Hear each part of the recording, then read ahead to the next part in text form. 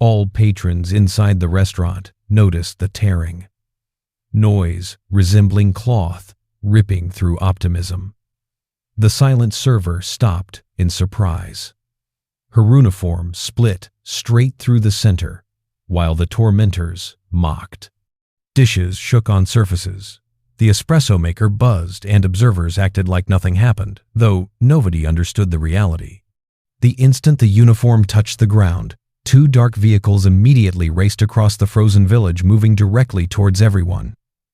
The early breeze swept over the deserted parking area of Miller's restaurant. Ice crystals floated gently, adhering to the glass-like small impressions of coldness. Within, the comfort of crackling grease and hot coffee attempted to silence the harshness of the exterior reality. Emily Carter inhaled deeply and adjusted for her hairstyle. She was 22, thin, practically unnoticeable. Among those individuals, you ignored until she talked, though she rarely ever spoke. She cleaned down surfaces, the manner she conducted herself, silently, effectively, and without objection. The usual customers didn't understand her background.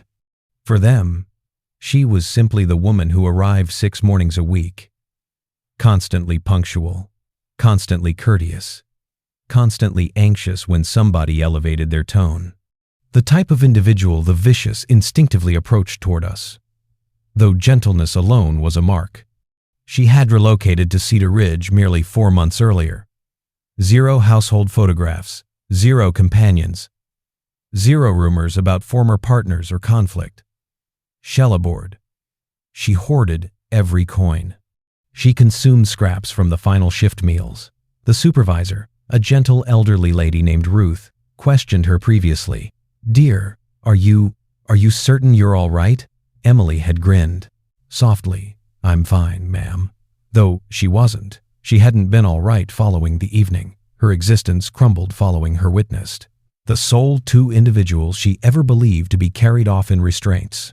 The keyme above the entrance sounded, and the chaos started. Keith entered initially.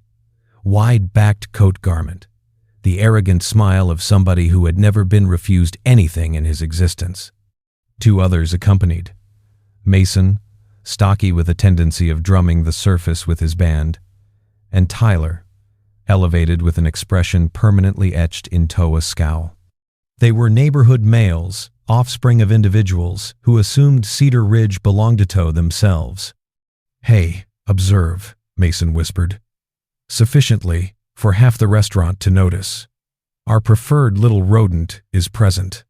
Emily didn't glance upward. "Good morning. Seating for 3. Tyler scoffed. "We'll settle wherever we desire." They threw themselves into a corner and struck at the bench opposite as though claiming domain. "The chef," Daniel grumbled beneath his voice. "Fools." He was a parent of 2, and it angered him furiously to witness mature males search for vulnerability like wandering animals. Though Daniel maintained his voice low, he recognized these males. Their relatives controlled the snow removal business, the automobile shop, the vacation properties in this village. They moved with impunity. Emily delivered their listings, peaceful as apriest. Keith grabbed her arm. "Hey, darling, grin at us." "You never grin." She attempted to withdraw carefully. "Please, don't seize me," he squeezed. "Come on, simply be friendly." Ruth noticed the situation and moved ahead. "Boys, stop. Calm down, Ruth," Tyler responded with artificial politeness. "We're patrons." Emily escaped, loose, and remained behind. "May I accept your request?" Mason tilted over the surface and struck her uniform string. "Are you certain you're reshaking? Did somebody neglect to embrace you this morning?" Emily gulped. Her thoughts withdrew to a separate location. Freezing steel rods, bright illumination, the sounds of a courtroom. She dismissed it aside. "I'll fetch your beverages." She rotated, and Mason extended forward, caught a digit in her uniform tie, and pulled. The noise was merciless fabric ripping from middle to edge. The uniform dropped open like a divided injury. The restaurant stopped.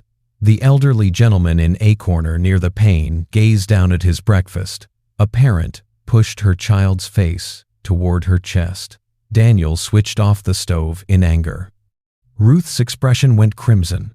"What is incorrect with you?" she yelled. Mason smiled. "Relaxed. Simply enjoying ourselves."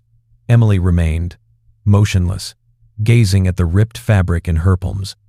Her torso lifted and dropped, not with terror anymore, with something deeper, softer, ancient. She murmured, "Don't do that."